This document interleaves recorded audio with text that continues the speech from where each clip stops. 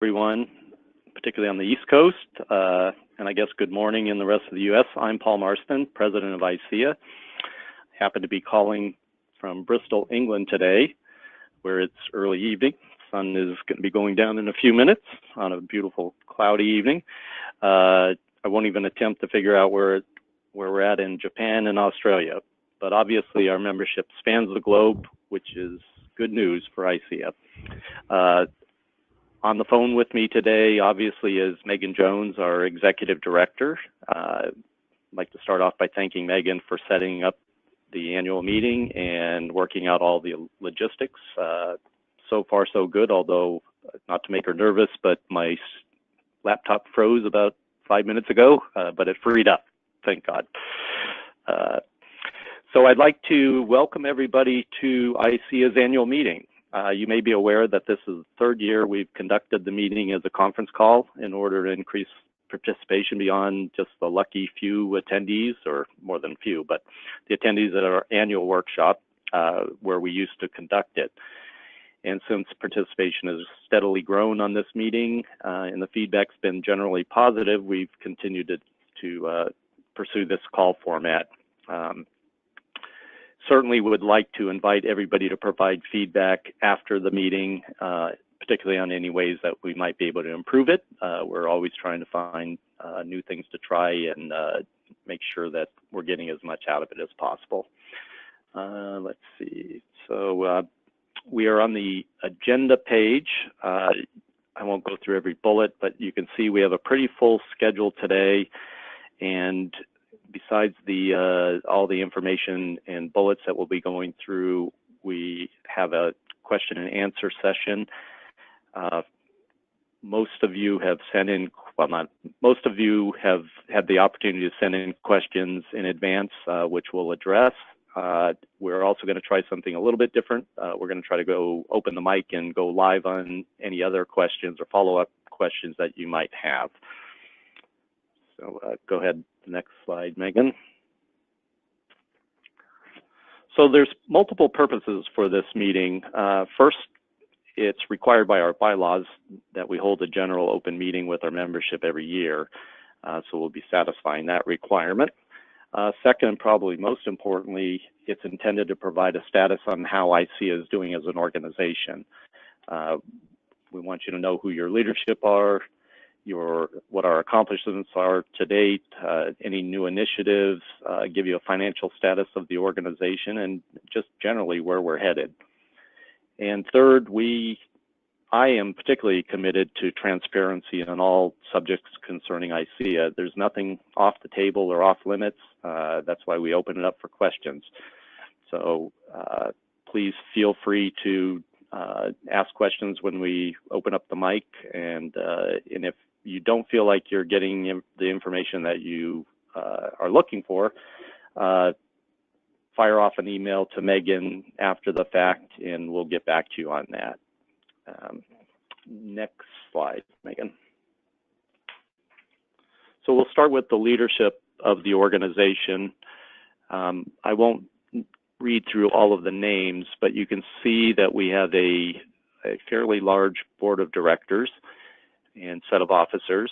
I guess what I would like to say about that is, you know, as the president, I'm particularly lucky to have all of these board members. They're all tremendously dedicated to ICEAA, put in lots and lots of their own time in making this thing work and growing it and making it a better organization and more responsive to our membership. And certainly couldn't do what we do without them. So I'm very, very grateful to all of their efforts. Go ahead to the next slide, Megan. So supporting the board's initiatives are all of our committees and committee chairpersons. In truth, this is where most of the real work gets done. So we really owe all of the people listed here a huge debt of gratitude.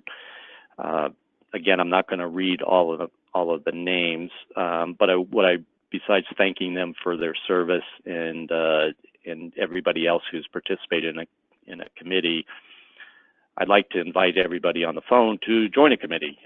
We always need help. It's a volunteer organization, and we'll find a place for you. If you're willing to donate your time and efforts and ideas, we'll find some place that you can make a contribution. Besides getting involved through your chapters, it's really the single best way to begin, the leadership journey with ICEAA. So I encourage you, reach out. You've got the names of the committee chair people. Reach out to them, volunteer, and I'm sure they would be more than happy to bring you on to their committee. Can I just say a quick thing, Paul? Absolutely. Don't forget, guys who are CCEAs, volunteering your time also contributes towards your recertification points. So that's a nice incentive too. Excellent point. Very good. And we have the email address down at the bottom in the right corner, so that's a good way to get in touch with the International Business Office, and we'll certainly pass your information on to whoever is appropriate. Okay, next slide. So speaking of getting involved, the next way to get involved is by running for an ICEAA board position. It just happens that we are coming up on the elections for next year. Nominations are due by November 15th. We have the list of the officer positions on the slide, and there are 2 elected director positions open. So please, if you are interested, get your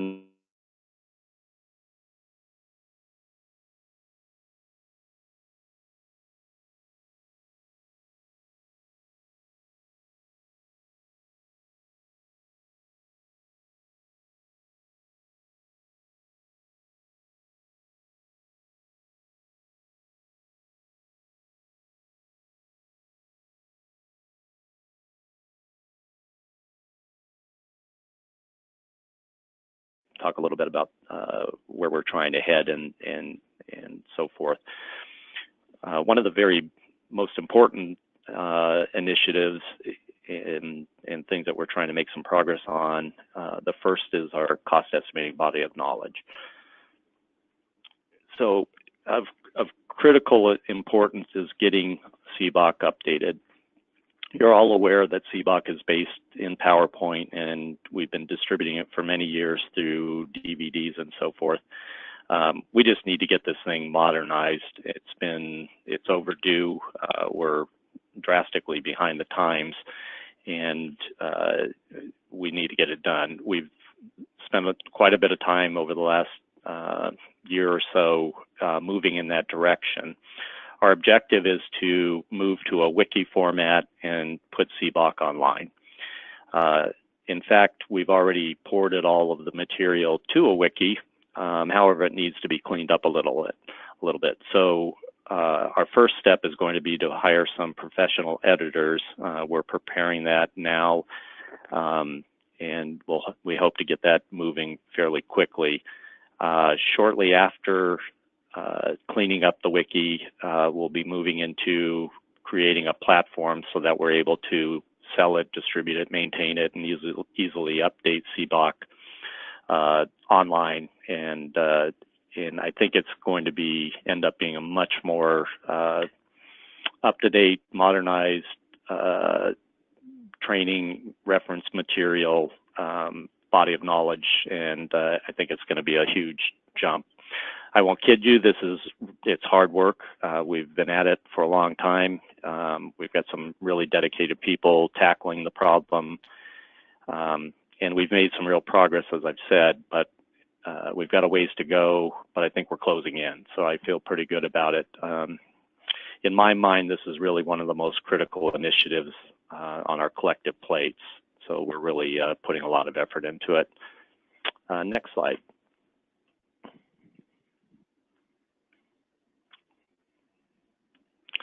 So somewhat related to our general efforts to upgrade CBOC is our software cost estimating body of knowledge.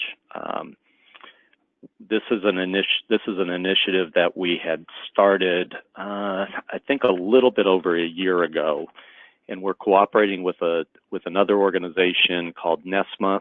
NESMA is an independent international organization based in the Netherlands that's focused on software metrics and software measurement. We've also collaborated with IFPUG and Cosmic on this effort. So the heart of it is we are attempting to develop, basically the software estimating body of knowledge, and a training and certification program to support it. We brought experts from industry, government, academia, worldwide really, and they've been creating and working on modules for quite some time. Go ahead to the next one, Megan. So our plan is to offer 2 levels of certification, and this is a work in progress, so some things, maybe get adjusted as we go, but the plan right now is to create a certification for a professional software cost estimator analyst and a certified software cost estimator analyst, more or less 2 different levels of certification. As I said, we've made a tremendous amount of progress on this initiative already. At the Phoenix conference, we actually presented 14 of the draft modules that have already been more or less completed. So that's a long ways toward the whole effort, and we're closing in pretty quick. So it's been a great effort. This effort for ICEAA is being led by Brian Glauser from Gallorath. Brian's done a tremendous job moving this thing along with 100% volunteer talent, so it's been quite successful. And we're really working to finalize all the software modules and the certification program before the workshop in Tampa. So not too far off, but we're getting there. So we look forward to that. Go ahead, forward. All right, so another substantial initiative over the last year has been really pumping up our membership outreach committee. The general goal has been to increase awareness of cost estimating fields as interesting, lucrative careers for potential graduates and the general public, and just spreading the word about what's involved in our community and our profession. Many members over the years have mentioned that they are unaware of cost estimating as a career until they somehow find themselves in the midst of it. So what we have done to raise awareness and spread the word is we've recorded some interview style footage of various members talking about their experience, what they love about the job, how they lucked into it, and what attracts them to it and keeps them in it. From my perspective, it's been hugely successful and in a lot of ways breaking a lot of new ground, not just on this effort, but potentially for some other things as we spread the word. So Megan, do you want to add anything? You've been heavily involved in this effort. Yeah, well, especially on the subject of heavily involved, I want to say thank you to Ellie Bassett, who's been chairing the committee, and the rest of the team that's been working on it. We kind of stumbled upon this goal in a way because we thought we were going to be going in one direction with the committee, and we ended up going in a different one. And it's a long game as far as increasing membership through it, but I think it's going to have sort of peripheral impact as far as the goal long term is as more people, whether it's graduates or professionals, are aware of cost estimating, it should become easier for our member companies to recruit and generally raise the tide for the whole industry. If I may be the first to announce, we have the first episode of our videos that we filmed from Phoenix, the What is Cost Estimating video, is on our YouTube channel now. We have also our very first effort with Britt Staley, who so willingly agreed to be our guinea pig for the for our first video that was shot in the ICEAA office. So it's a great video from Britt talking about her experience and her experience with ICEAA and how she got into the career. And then we have this what is cost estimating, which is a very high level, using no jargon explanation of what this whole thing is all about. So I encourage everybody to take a look at our YouTube channel. You have to just search for International Cost Estimating on YouTube. It's also linked on the front page of the ICEAA website, and have a look. We are pretty close to being able to release episode 2, and I anticipate between now and Phoenix, we're going to have at least 3 or 4 more. And I'm amazed that we even have a YouTube channel. That's some real progress there. I'm looking forward to the full-length feature cost estimating film someday in the future. Right. Video rouser.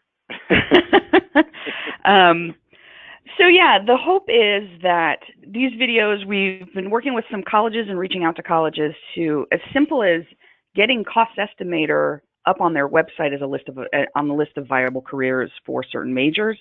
The colleges that we've spoken to, universities we've spoken to who have career placement divisions have been very excited to hear us offer to give them, more to work with as far as helping, because they all want to help their graduates get into jobs, and we have jobs to get them into.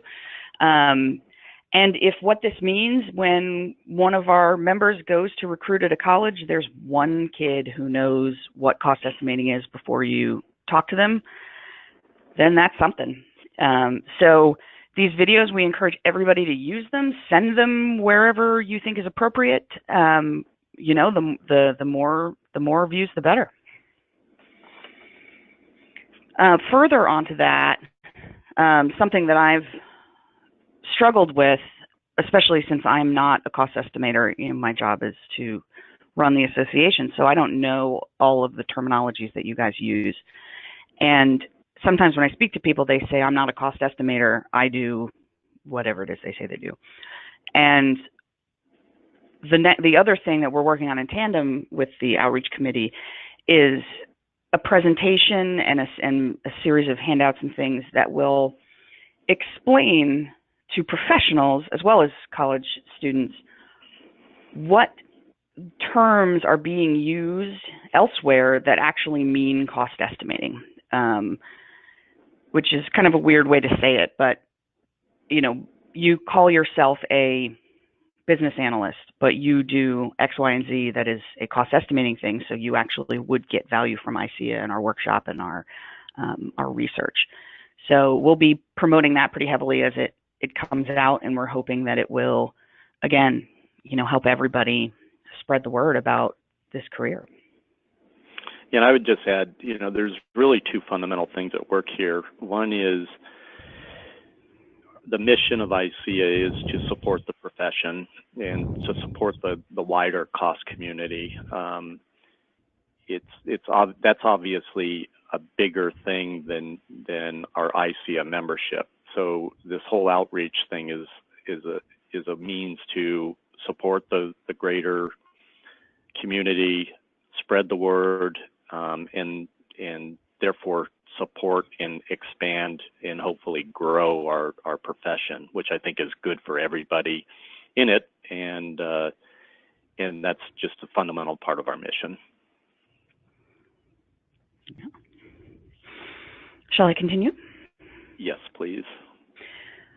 So on the subject of growing membership and supporting the entire industry, we are proud to announce, and I'm really excited about, our first ever CCEA finishing school.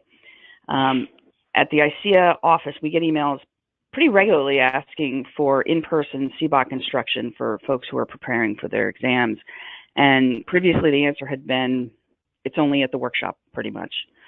Some of our members offer in-house training, but they're usually big packages for, a dozen people or something. And there's nothing really out there, or there was nothing really out there for someone who wants some help going through the material, with CBOC being a self-study preparation for the exam. Not everybody learns well that way. I know content notwithstanding, I wouldn't do well just studying it by myself.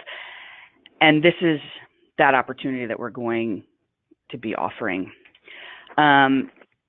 Everybody who signs up is going to be required to have a CBOC license and have already studied modules 1 through 6 that have a lot of the basic concepts and definitions. The speakers aren't going to stop the train to tell you what regression is. They're going to expect that you know that. And then you'll have to have already applied for and been approved to take either one of the exams. Backing that up, supporting the study requirement is why the registration cutoff date is September 30th. It's to build in that time that you're required to study. So it's a 2-day course. It's being sponsored by Technomics. They're holding it at their office, and they're also doing all the work to prepare the content. There is going to be an exam on the 3rd. The location of that is still to be determined, and anybody who signs up for the finishing school will get priority placement at that exam. And we're keeping the class to a maximum of 25, just so for the very reason that this is meant to be the finishing part of your study. You can't expect to walk in the door and walk out with certification. This is a supplemental course. So we're going to customize the presentation to the questions that the attendees have.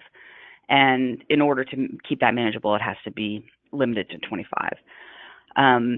I said this instance because our long-term goal is to be able to offer this at other chapters and other locations around the country and around the world. So if this seems like something your area could use and would like to do, talk to us, and we'll see how we can make that happen for you out wherever you are. Yeah, I'd just add, this is an example of ICEAA in the ICEAA business office trying to be creative, trying to find new ways to serve our membership and take some chances, experiment a little bit, and see how it goes. I personally think this is a wonderful opportunity and a great thing for our community, and I hope that it grows and becomes one of the major kind of products that we offer. But if it doesn't, we will try something else. It's about trying different avenues and seeing what catches on and what's of service and what's of interest to our membership. So if you are interested in getting certified, and I think everybody should be, this is a great way of, if you've been in this business for a long time and have even studied the material, but you have never kind of gotten that last push over the edge to sit down and take the test, this is a great way to do it. I also like to think it's competitively priced. It's 2 days of training, 16 hours of instruction, breakfast and lunch, and then because of the requirements for CBOC and the exams, we've incorporated discounts into for people who sign up for the course that can, if they don't already have CBOC or haven't already signed up for the exam, to do so. So I also am pretty excited. It may not be gangbusters right away, but I think this is something that could really go well for us. I could just take this real quick, Paul. So we have updated the ICEAA archives to include the 2018 presentations. So now we're up to 11 years of archives. It's searchable by author, by title, by summary. So give it a look. If you're looking for something, it may very well be up there.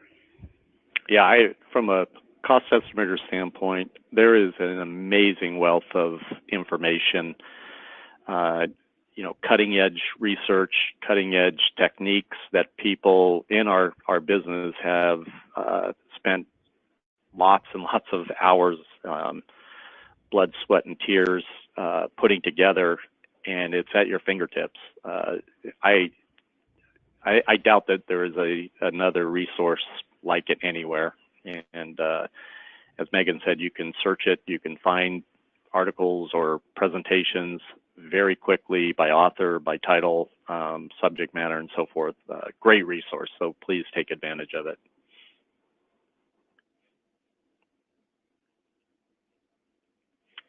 So I think and I hope everybody has gotten the word that our next workshop is going to be in Tampa, Florida, at the Marriott Waterside Hotel and Marina. Fantastic location, fantastic workshop. It's, you know, we try to very hard to make it a little bit better than it was the previous year, and I think we've been successful at that.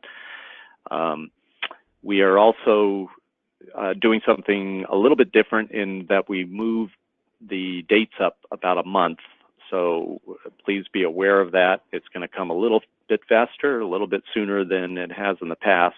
So if you're doing a paper, if you're getting registered, just mentally move everything up a little bit. So, but really would love to see you there. It's a fantastic workshop. It is every year, one of the highlights of my year. So please take advantage of it. You can see the price schedule. I think is a great value. We are continuing our early bird rates from that we did last year. So again, note the dates. So before April 1st, it's a substantial discount. After April 1st, it's going to go up. So don't dawdle too much. And for those of you who do get your abstracts in and get accepted, we'll be sending the speakers for each abstract, up to 2 speakers per presentation, an additional $100 off coupon that if you book before April 1st and use your coupon, you could get down to $760. So that's a bargain. Totally. And but like Paul was saying, all ye deadlines are a month earlier. The journey takes as long regardless of when we set sail. And that means it's, you wouldn't believe how many of these I've got stocked up. That means your abstracts are due November 1st. And it only has to be 75 words.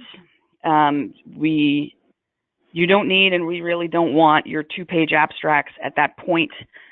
We just want a summary that gets right to the point of what you're planning to be talking about. Something that's nice and, you know, something that sits on the screen of your phone, pretty much.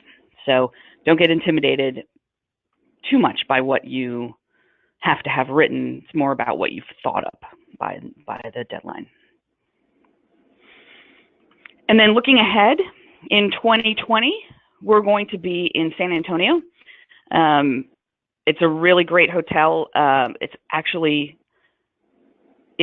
is on top of, literally on top of the water, the river walk in San Antonio. So that's going to be a good time, and it's also going to be in May. So we'll start giving you more information about that when we get to Tampa. Conferences are doing better. We have, I'm sorry, now my thing is blocking. So we were just shy of 450 last year. And it was crushing that we were so close. And we were also, and I thought we were going to, I really thought we were going to hit 200, but I guess I don't know. But hey, it's the best attended we've had since 2012 and our best revenue yet. So, you know, we're continuing to find the places where we can cut the corners, but at the same time offer as much as we can for you. I think everybody really enjoyed the headshots last year, and all the little perks, the better breakfasts and so on and so forth. So we hope it's going well for you and paying off. Yeah, I'd add, I think Phoenix was the most successful ever. Gets better and better. It's it was a conference of the best ever. It was the hottest, I'm pretty sure. The attendance was up. The amount of revenue we brought in, which goes to support all of the other programs that we offer to our members, was up. The papers were superb. The training was superb. The awards were great. I think we had, for the first time ever, 2 best papers because there were 2 clearly outstanding papers that we just couldn't pick one. And it was, the feedback we got was superb, and just I truly enjoyed the whole event, and I'm pretty sure everybody else did too. So again, sets the stage for Tampa. I think Tampa will be another notch up. So it's a great trend.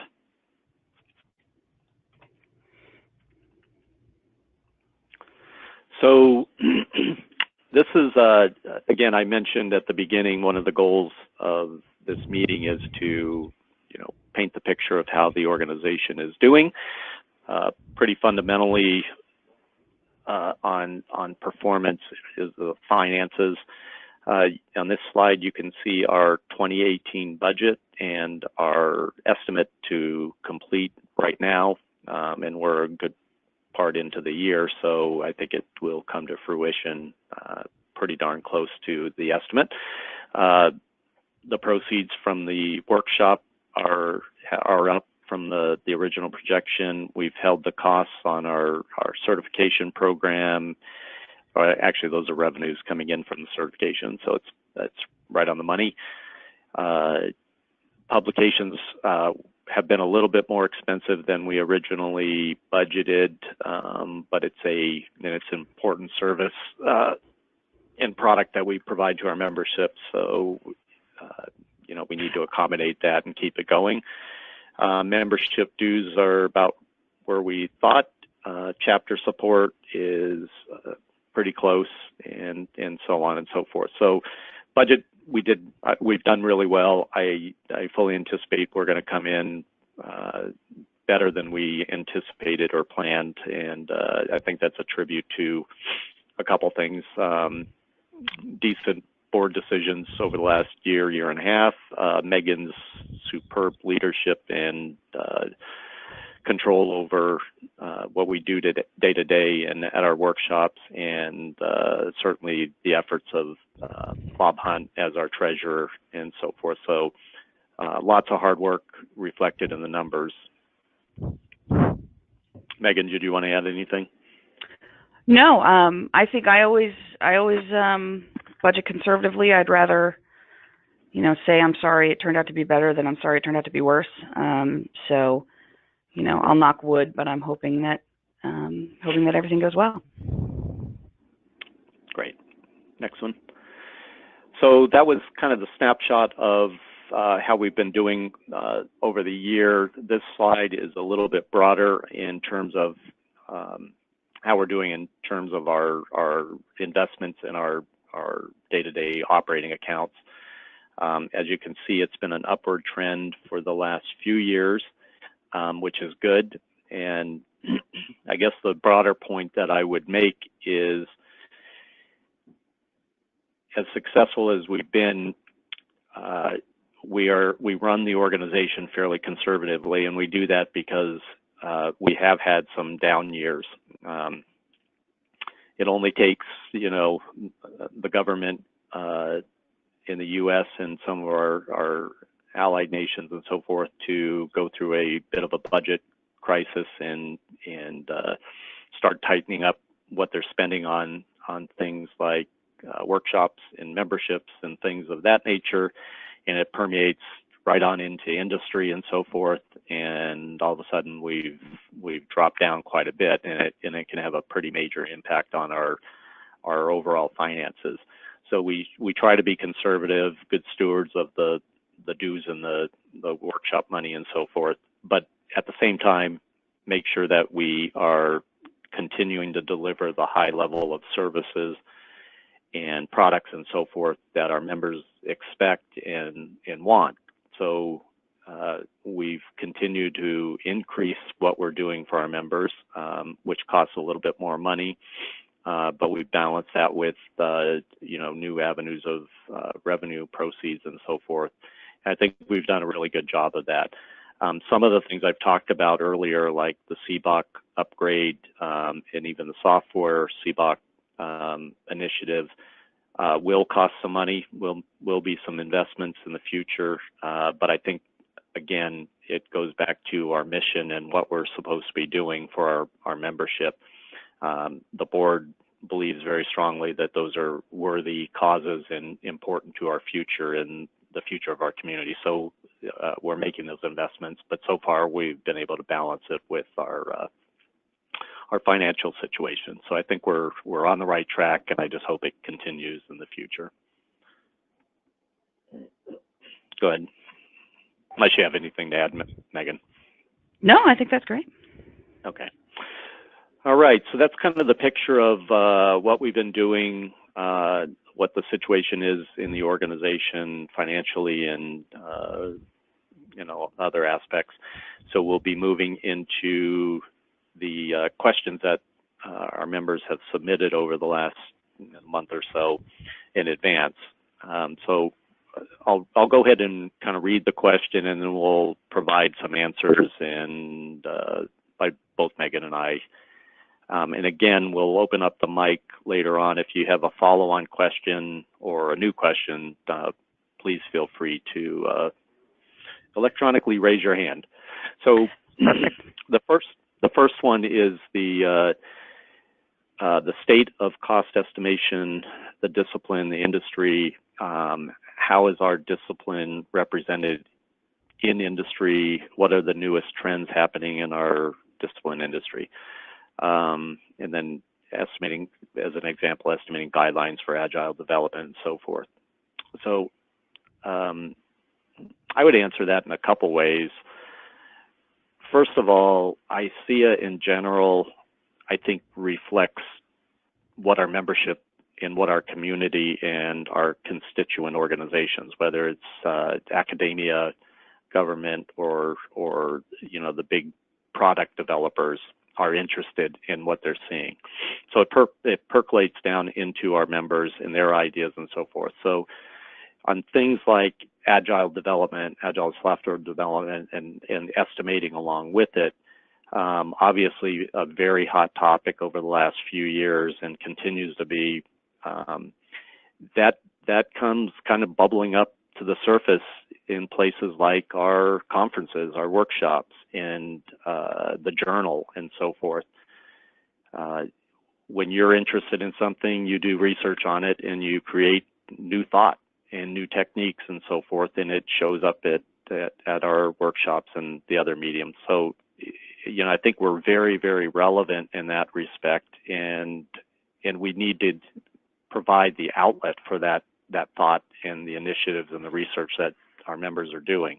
That's again one of our major reasons for being. So I think we're doing a pretty darn good job on that. I'm not going to go through all of the major trends in our industry, but there's just, it's a very rapidly changing world, and the changes oftentimes get reflected in what things cost, how they're manufactured, how they're they're developed and so forth. So cost is always relevant. How it's reflected in our techniques is right at the forefront. So we're there to encourage it and make it grow. Megan, do you have anything to add on that? Yeah, I think that's perfect.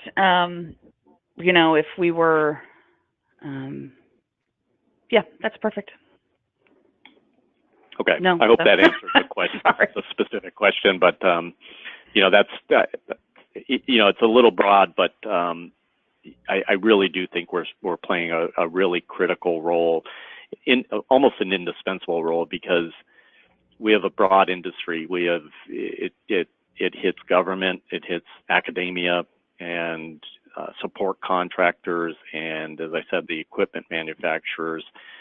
No one of those segments can really reach everybody, and we provide that means to transmit all of the information and really pass it around, which I think results in even better ideas and so forth. So I really enjoy seeing that happen. Why don't we go to the next one? Oops. All right. Okay.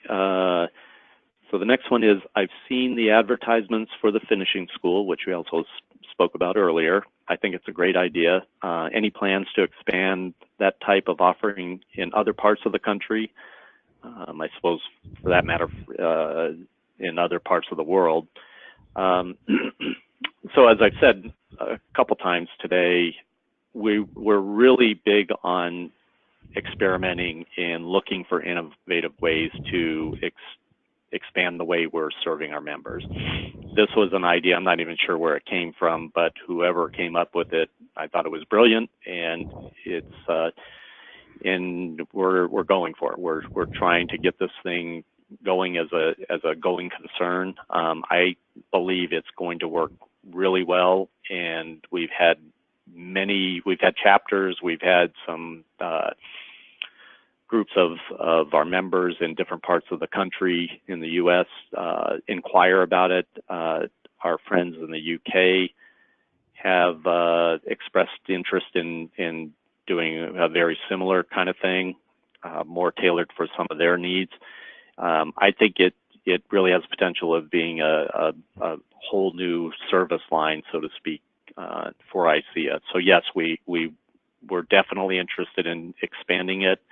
I guess at this point we'll see how it goes and whether we need to tweak it a little bit, maybe refine how we're presenting the stuff or putting it on.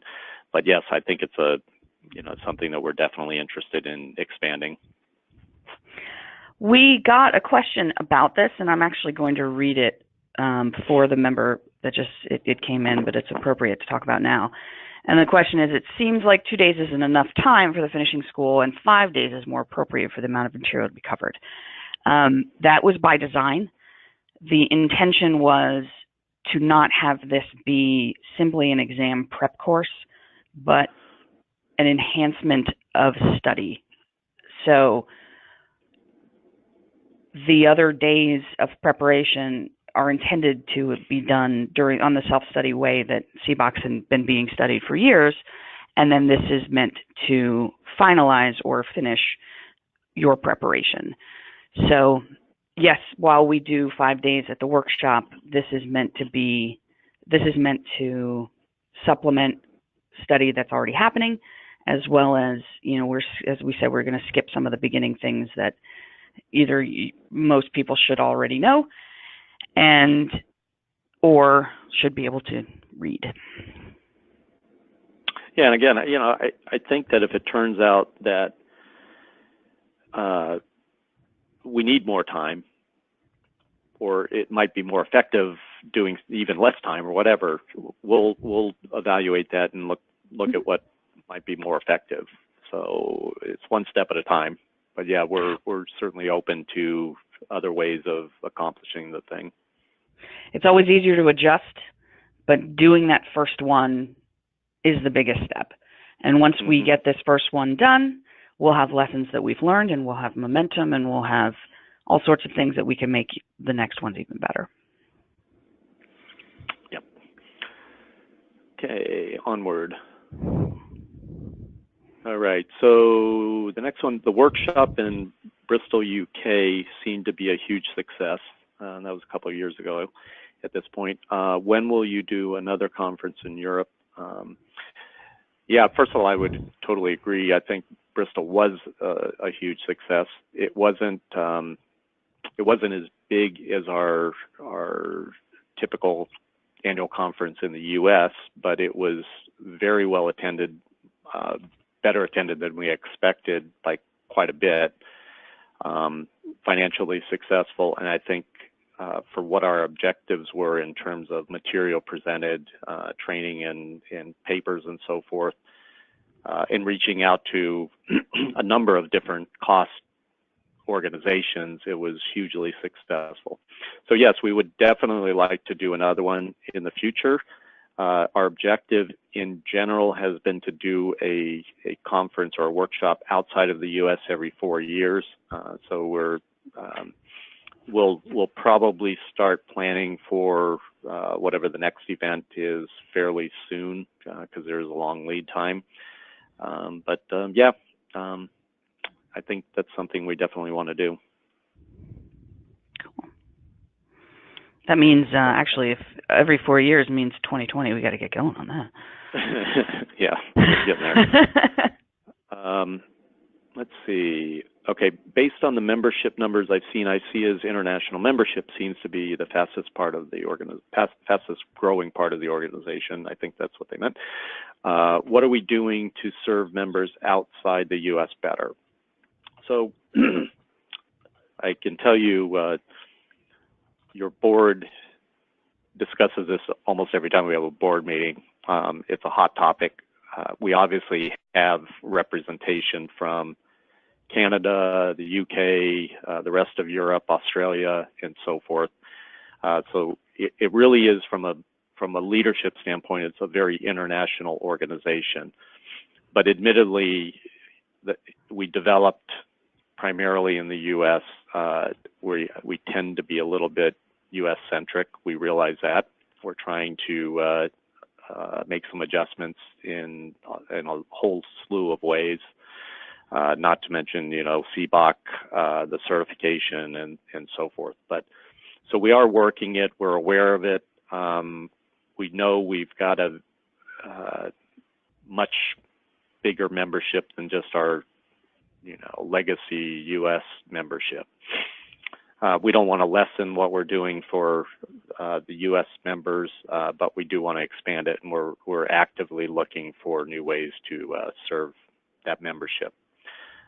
Again, whether it's through a international workshop or possibly the finishing schools in other parts of the world, we're looking at that, and hopefully we'll make that happen. Okay. All right. So the Northwest chapter is inactive.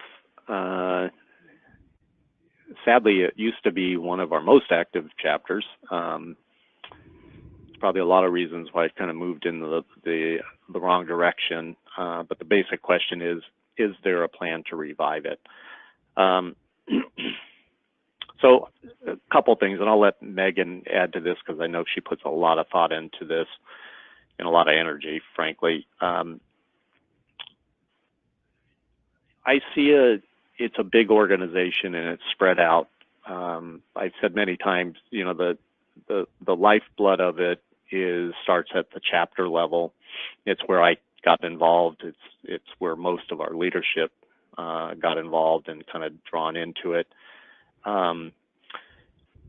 We are, as a international business office, we are very committed to supporting our chapters to the limit of what we can do for them.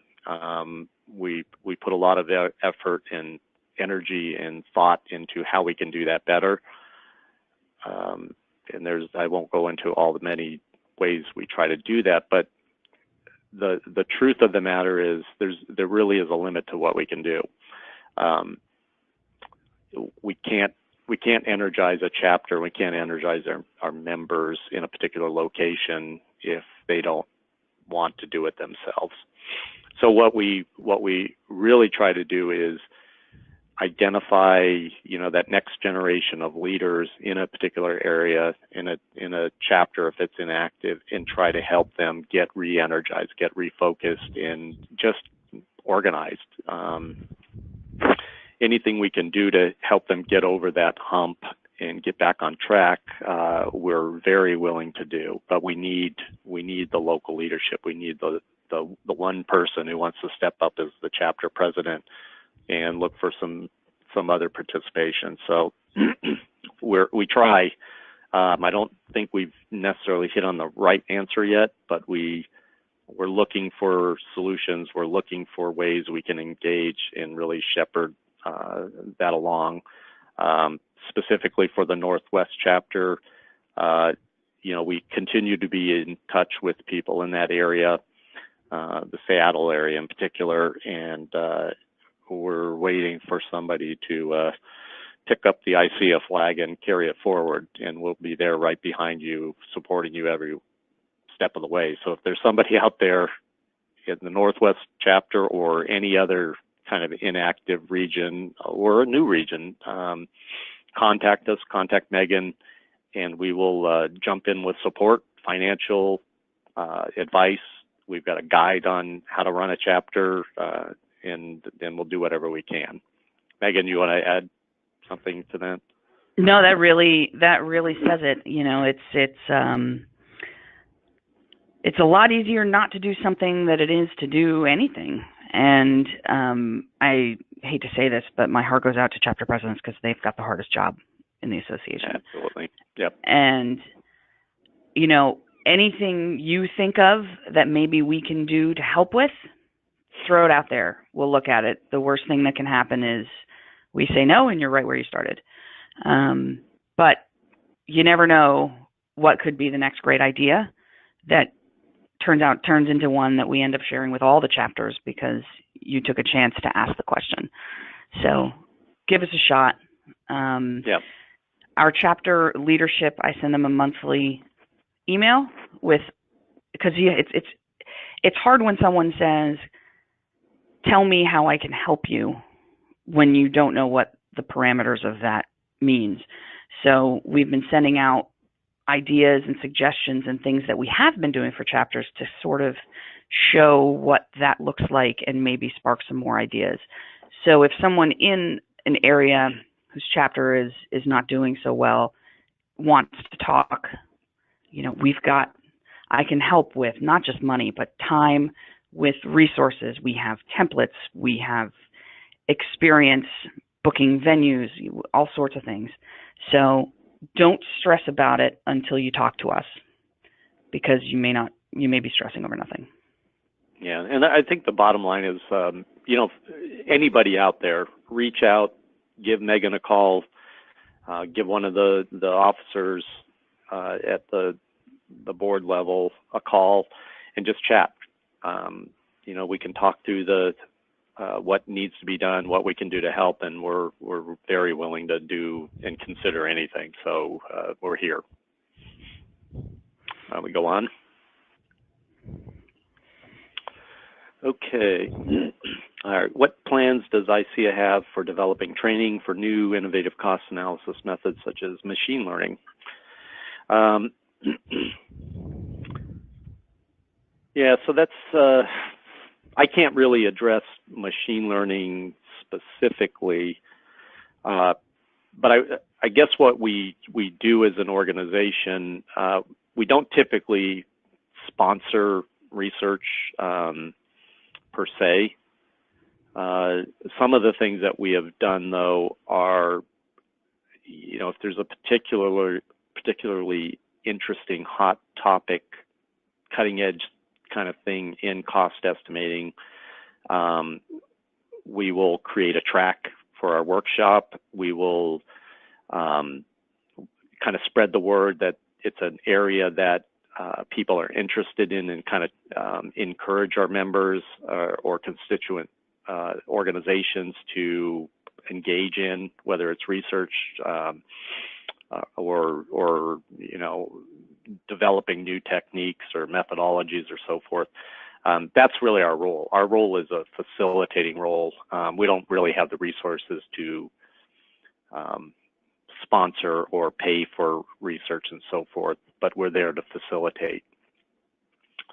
And I think we've been fairly successful on a number of kind of cutting edge things. The software CBOC thing is one of them. I mean, that's a big, very broad topic, but we certainly recognize the importance of software estimating to our industry and the world these days. If I can add, it's also sort of like the chapter thing. If the need is out there and the desire to develop it exists, we'll help foster it. But as it stands, we are, even at the moment with CBOC and the software CBOC, we're kind of full. But the more volunteers we get involved in things, the easier the stuff's going to be. We got a separate email just the other day from Karen Marikas. Those of you who were at the workshop or follow us on LinkedIn, which all of you should do, we recognize her as one of our association award winners this year, and she'd like to get sort of a discussion group going on machine learning. So if anybody online wants to learn more about that or get involved in it, send me an email and I'll pass you on to Karen, so you guys can start chatting machine learning. I also want to say one thing, because Paul, you made a point about we try to make a track if it seems like a topic is relevant. When the tracks for the workshop aren't chosen beforehand, we choose them based on the abstracts that we get. So if there's something you want to see at the workshop, make it happen at the workshop. We can only pick from the abstract submissions that we get. So if you want a subject, something about artificial intelligence, machine learning, big data, any of those hot topics, the more submissions we get on those topics, the more we're going to have. Yep, couldn't agree more. Okay. Any others? There was the last one, and I'll take this since I'm already chit-chatting. Sure. We got an email from an assistant professor who's looking to help his business students with opportunities and careers in cost estimating. I'm sure you saw, check out the video, keep an eye out for more videos. And while those are happening, and in the meantime, don't be afraid to reach out to us to see if there's anything else we can give. But we're going to have a suite of collateral that will work for the college student. I'm hoping we're going to have a pretty good set of stuff by the time we get to Tampa. So it's happening, and there's more to get excited about. Very good. So do you want to say anything about the links, Megan? And then we'll go if there are any questions online or whatever. Sure. So these links, these are things in a continuing effort to keep everything transparent and easily accessible by everyone. We've got our bylaws and constitution are online. The board of directors meeting minutes and the slides that support those minutes are also online. All the bylaws and constitutions for the chapters are online. Plus, we've started codifying some of the procedures for first up was the chapter financing, providing financial support to the chapters. And we've got previous years presentations. This will be the second one that we're going to have up on YouTube. So this will be a video. So if you're looking for something about ICEAA or have a question, these are a good place to start. But as usual, if there's something you're not seeing or want to see, just let us know. Okay. We are getting awfully close. Yeah. Do we have any questions online, or I'm not sure how this is going to work. So I actually have been typing while to some of the folks. Ooh, there's a hand up. Hang on. Whose hand just went up?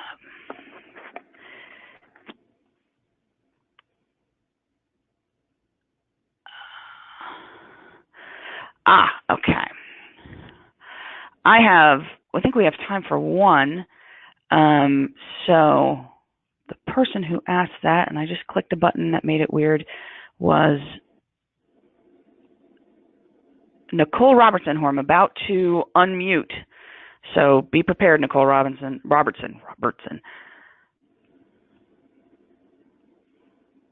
Go ahead, Nicole, if you're live. Can you guys hear me? Yes. Yes. Hi. So I belong to the Central Virginia chapter, and I just wanted to thank you both for all that you do for the local chapters. Your support's been tremendous.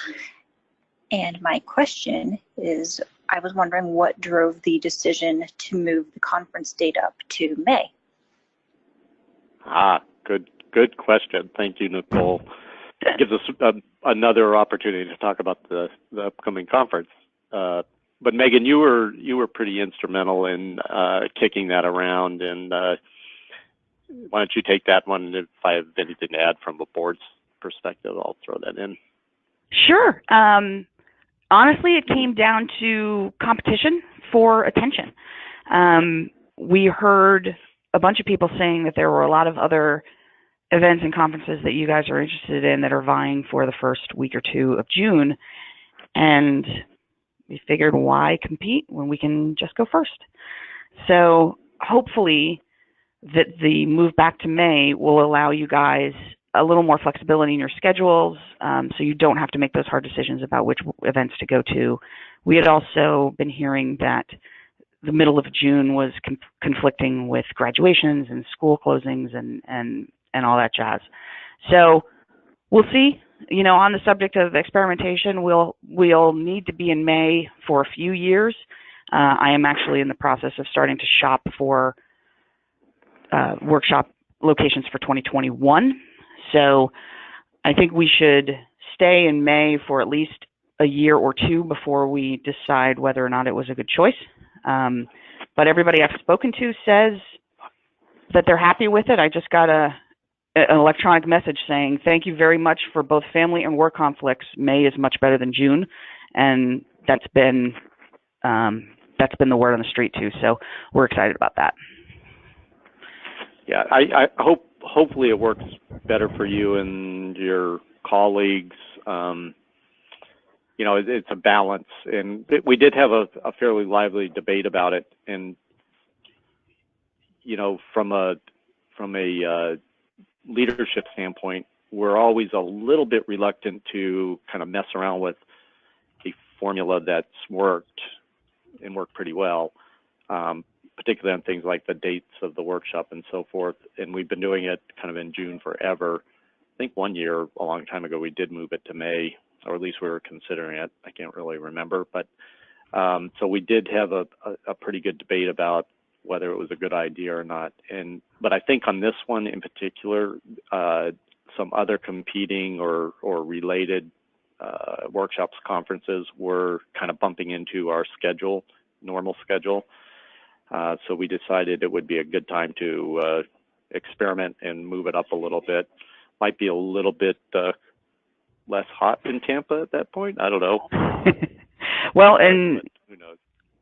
If change is worth it, it's a struggle. No easy change makes any impact, and everybody's always scared of change. But you know, give it a year or two, and we're gonna be forgetting what it was like to be in June ever. Yeah, we'll see how it goes, but I hopefully it'll work out. But does that answer your question, Nicole? I don't know if you're still on the line. Yes, it answered. Thank you very much. Right on. Thank you. Any others? No, I think we're pretty good. Folks are starting to trickle off, and there's one or two of you that sent a side question on the chat that I either answered or we'll email you about offline. But I think our lunch break is up. So I want to thank everybody who tuned in. This has been the best attended of the webinars so far. Every year we get a little more. Great job, Paul, for leading us through this. You know, I think this was a real success. As always, let us know what we can do for you. And why don't you close it out, Paul? Yeah, I would just echo what you said, Megan. Thank you, everybody, for dialing in. You know, I think it shows some real dedication and the desire to be really part of the community and find out a little bit more about what's going on in our association and so forth. I personally think it's important. Obviously, I've got kind of a vested interest, but you know, for me, there's nothing more important than the health and growth of our profession. And I really like to think that ICEAA plays a huge role in that. And anything that we can do to further that mission is something that we want to do. You know, get out there, spread the word that maybe it was a worthwhile thing and you got something out of it. And hopefully it'll keep growing next year and the year after. I apologize if I was a little bit long-winded on some of the slides and so forth and cut into our more spontaneous questions, but again, we're all about experimentation, and appreciate Nicole jumping in and asking that first question. Maybe we'll dedicate a little bit more time to that aspect next year and keep expanding that. But I wanted to try to make it a little more spontaneous and not just a big broadcast. So limited success on that, but it's a step. So thank you, everybody. We'll sign off. I hope the rest of your day is productive and enjoyed talking this afternoon. Thanks all.